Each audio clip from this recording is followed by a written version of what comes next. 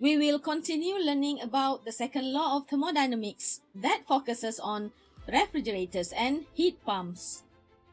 We all know from the experience that heat is transferred in the direction of decreasing temperature, from high temperature to low temperature mediums. This heat transfer process occurs in nature without requiring any devices. The reverse process, however, cannot occur by itself. It requires special devices called refrigerators. Refrigerators, like heat engines, are cyclic devices. The working fluid used in the refrigeration cycle is called a refrigerant. The most frequently used refrigeration cycle is the vapor compression refrigeration cycle, which involves four main components: a compressor, condenser and expansion valve, and an evaporator. The refrigerant enters the compressor as a vapor and is compressed to the condenser pressure.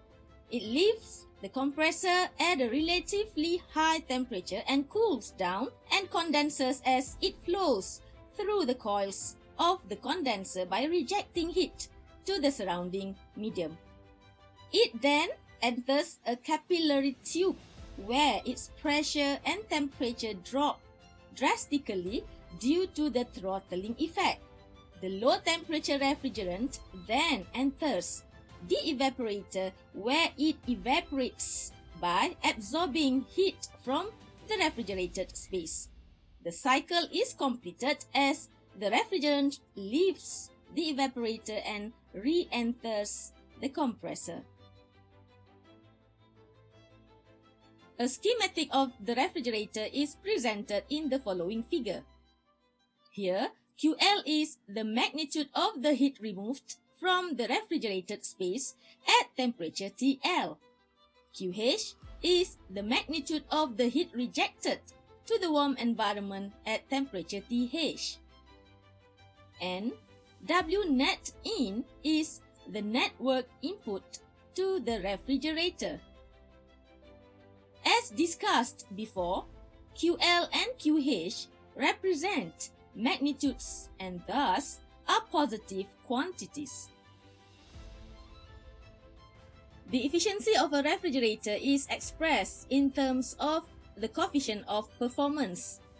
Usually we denote it as COP subscript R. Since a refrigerator's objective is to remove heat, QL, from the refrigerated space, a work input of W net is required to accomplish this. Therefore, the COP of a refrigerator can be expressed in the following form.